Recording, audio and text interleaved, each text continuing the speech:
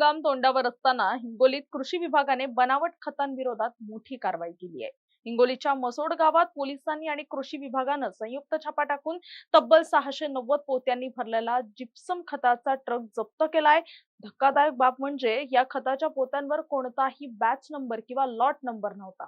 तसंच चालकाकडे खताचं कोणतंही वैध बिल नव्हतं। जप्त केलेल्या या खताची किंमत सुमारे 1.5 लाख रुपये असून हे खत बनावट असण्याची दाट शक्यता आहे। सध्या या खताचे नमुने प्रयोगशाळेत पाठवण्यात आले असून पोलिसांनी गुन्हा दाखल करण्याची प्रक्रिया सुरू केली आहे। कृषी विभाग दरवर्षी खरीपाच्या टायमाला ही अशा खताच्या अडचणीसाठी लोक ही होतात, त्यामुळे कृषी विभाग सारखा जागरूक आहे। कृषी विभागाच्या माहितीनुसार कृषी विभागाला कळाले की असं बोगस खत आलेलं आहे किंवा ते येणार आहे, याच्याबद्दल कृषी विभाग अगोदरपासून जागरूक आहे। माहितीच्या अनुसार जशी माहिती मिळाली कृषी विभाग तिथं गेलं आणि कृषी विभागाने त्या ड्रायव्हरला किंवा त्या विकणाऱ्याला खताबद्दल विचारणा केली तर ते काही माहिती सांगू शकले नाही। मग त्यामुळे तिथं खताचे सॅम्पल घेऊन ते लॅबला टेस्टिंगसाठी पाठवले आणि त्यांच्याकडे कुठलेच डॉक्युमेंट नसल्यामुळं सदर ट्रक हे पोलीस स्टेशनला आणून पुढील कारवाईसाठी इथं केलेलं आहे। खत कोणतं आहे काय?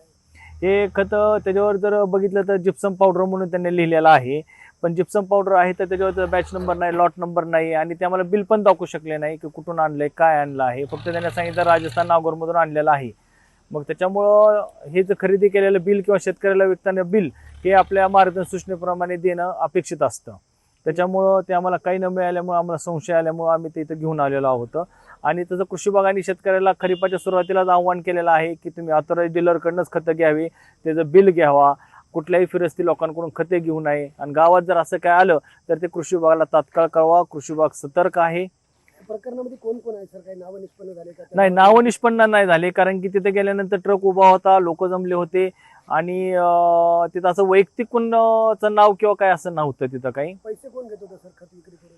पैसे नाही, तिथं काय खत उभा राहिला होता, मला खत विक्री चालू होणार आहे, पण आम्ही गेल्यानंतर तिथं शेतकरी फक्त खताची अशी जशी आता कंडिशन अशी कंडिशन उभा होती, ड्रायव्हर ते उभा होते, तर ते आम्हाला सांगू शकले नाही किती नेलं काय गेलं, पण गेलेलं काहीच नाही। ते म्हणले आम्ही एवढं भरून आणलेलं एवढंच आहे म्हणले, आम्ही जस्ट आलोत म्हणले असं, पण त्याच्यामुळे असं काही कोणी नेलेलं नाहीये। सर काय कारवाई चालू आहे का? कोण तक्रार देते?